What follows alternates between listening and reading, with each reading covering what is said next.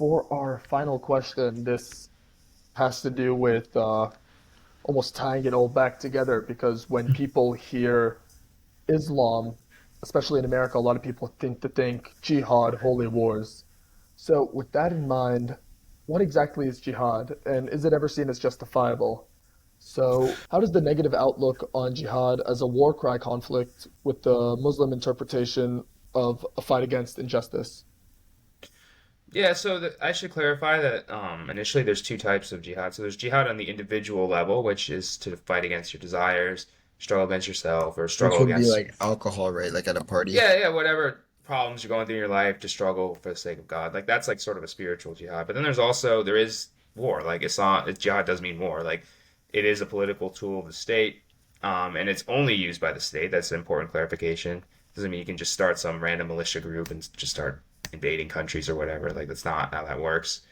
And so yeah, the state can use war if they deem, along with other tools, to if do whatever it's in its best interest. So historically, there were Muslim states. I mean, if you just look at history, it's obvious like that there were Muslim states that conquered other countries. And I think it's important to contextualize this because we live in an era of extreme peace compared to the rest of world history. So the Yeah. amount of people who die in wars is drastically lower. And we also live in a much more globalized society and a much more diplomatic world than in the pre-modern era.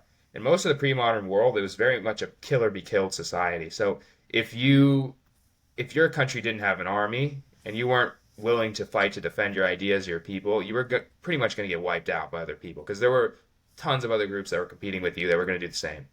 So Islam recognizes that's reality. It's not a pacifist religion by any means. We don't believe that, you should just like stand there and let your arms down because ultimately that will lead to more injustice because you'll have some like barbarian army that'll come in and just start killing everybody or whatever.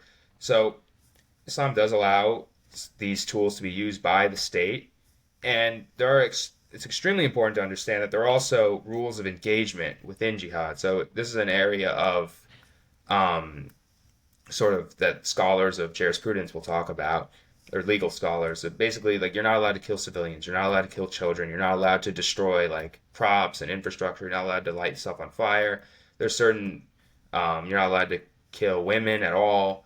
Like these are all things that are not allowed. So whenever like some guy blows himself up and kills a bunch of people or whatever, like this is completely un-Islamic. That's considered murder. And even within a war, like you're not allowed to do those things either. Like you can't bomb a city, for example. Like you can't launch airstrikes against civilians. Like these are things Yeah. that are strictly prohibited. Um, and I also think modern war is pretty unique because I think a lot of wars fought in the modern world are stupid. They're not really about territory. They're not really about like actual interests. Many a times they're just because people get angry, and on a deeper level, there's certain financial incentives to go to war. Just because modern war is extremely expensive to fight with all the tanks, planes, all this type of stuff. So that's a whole nother rabbit hole. Yeah. But in general, like yeah, war is a political tool just like any other, and it should be used. It can be used in situations, but in general, Islam prefers peace. So if countries are asking for diplomacy or whatever, then it's better to pursue peace with them. Would you say And like feel free to ask clarifying questions. This is like a loaded topic.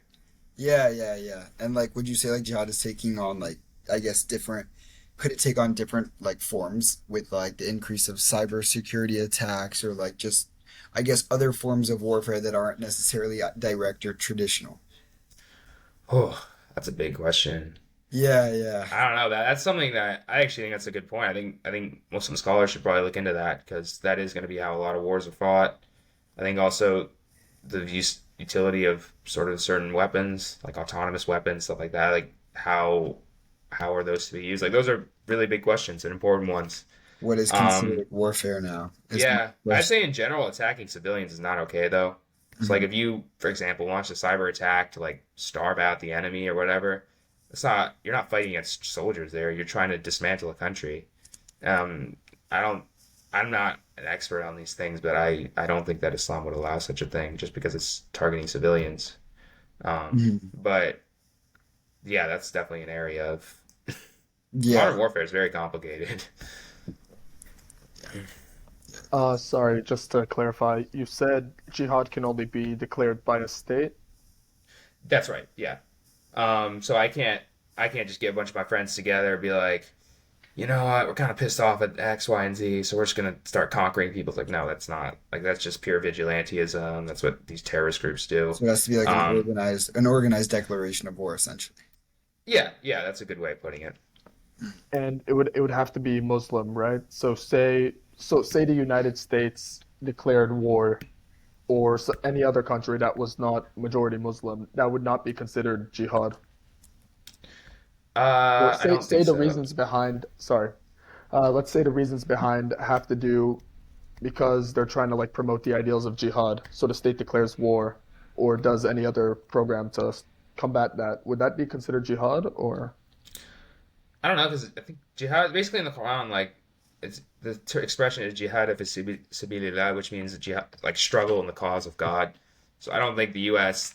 like invading Iraq, for example, would qualify as that because there's a lot of other reasons behind that war, opposed to like upholding justice or helping the state.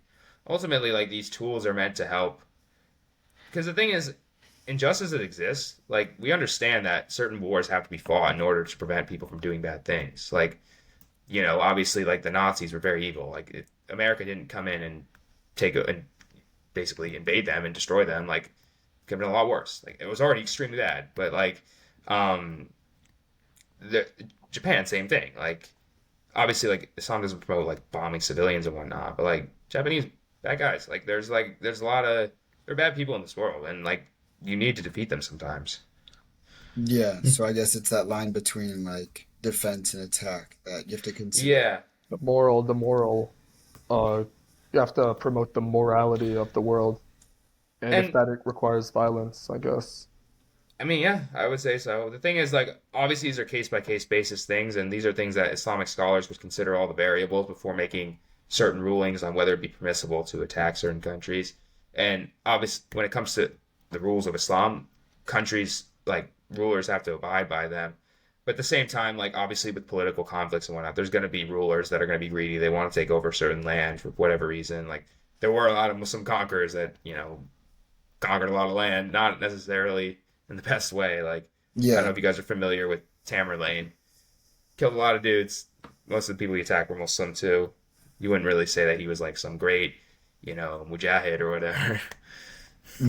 yeah. So I guess like it's that like it's almost essentially as though like anyone were to just fight against war. It's that declaration that's important in almost any country. It just in Islam, it's coined jihad, which needs to be judged case. Yeah, that's that's a good point. Also, sorry, I keep rambling a little bit, but like intention is extremely important here.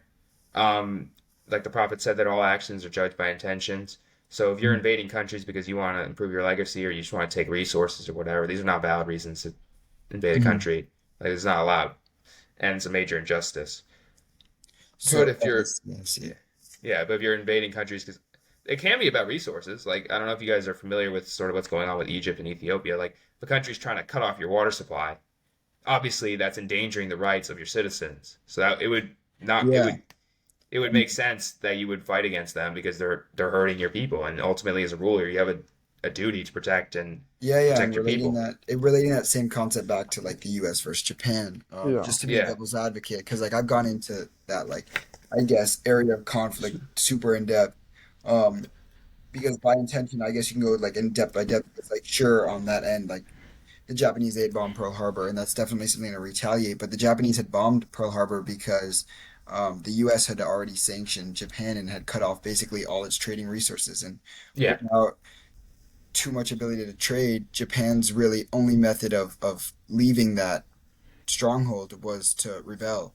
And maybe like the way they did it was not sought after, but the intention I feel like aligns with the principles of jihad. So I guess like the intention is super important. I guess when doing case by case because when you have two different enemies, it could still be. It's not just jihad on one of them. They could both genuinely be fighting each other for the right reasons. yeah. Are you a military history guy? I do. I kind of dabble in history.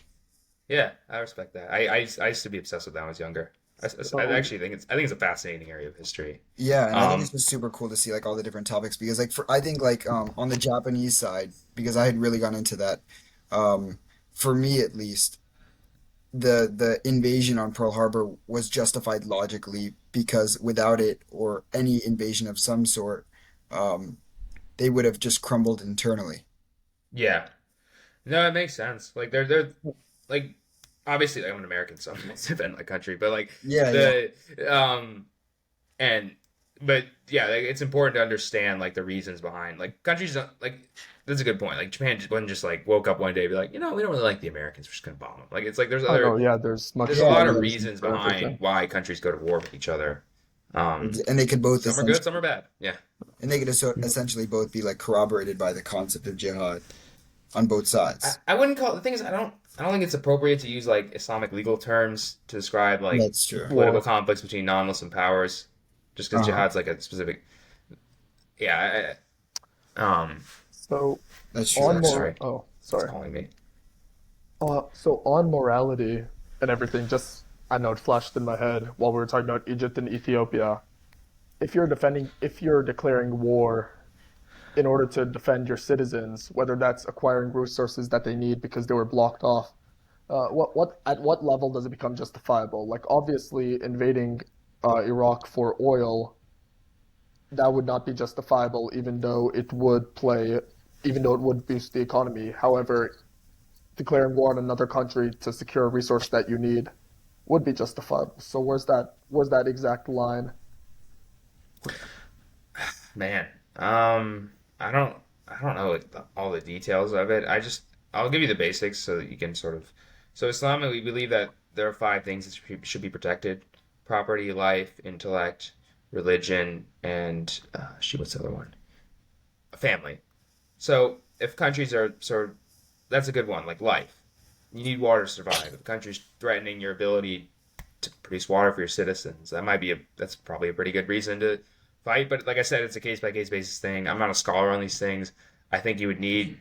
I'm not the best person to ask on this personally, but those are sort of the basics. And when it comes to certain conflict, there are like examples in history of Muslim scholars giving rulings on like you should invade that country. Like it makes sense. Like for example, Andalusia was ruled by a bunch of Muslim kingdoms, really small ones that were constantly fighting each other. Andalusia is Spain, like Yeah. most of Yeah, Spain. yeah. Just in case like the viewers don't know. Oh, yeah, yeah. Yeah. And these two, basically, the Muslim kingdoms are incredibly incompetent because they were just fighting each other over like worthless feuds or whatever. So there was this group of much more organized soldiers called I believe they were called the Almoravids or the Almohads or something. It was one of those two groups. But they were from Morocco, and they got a ruling that it was permissible to basically conquer this country because it would lead to more unity and because those kingdoms were facing threats from the Christian kingdoms to the north. So this is an example of like a sort of a specific ruling like, okay, these kingdoms are incompetent, they're not ruling over their citizens. If they continue in this way, they're going to get invaded by other people to the north. So it makes sense for you to take over that area because you're going to do a better job at ruling it, essentially. Um, so those are like specific things, and scholars can use the conditions, just like with any ruling in Islam, they can use the conditions that are at hand and the rules of Islam to dictate Work whether a together certain well. conflict may. I see. But regardless of whether the conflict happens or not, there are certain principles that cannot be crossed. Like I said, you can't harm civilians, crops, stuff like that, Yeah. trees. So like, And when we go over like the five things, three of which are covered in John Locke's essentially life, liberty, and property, it yeah, almost seems like a democratic way of just describing whether you can invade or not. yeah. I don't. I don't know if that would be anachronistic, just because Muslim societies historically weren't like democratic in the way, but like I see where you're going. Yeah, Uh-huh. yeah. Yeah, yeah. All right, that's like super interesting, especially when that term's been tainted throughout modern history. Yeah, it doesn't. It's not analogous to terrorism at all. Like, Hmm. but crashing planes into buildings is not jihad. Like, that's not. That's just It would murder. be opposite. It would be murder. Hmm. Yeah, it's It murder. would break them. Yeah. Yeah. Yeah.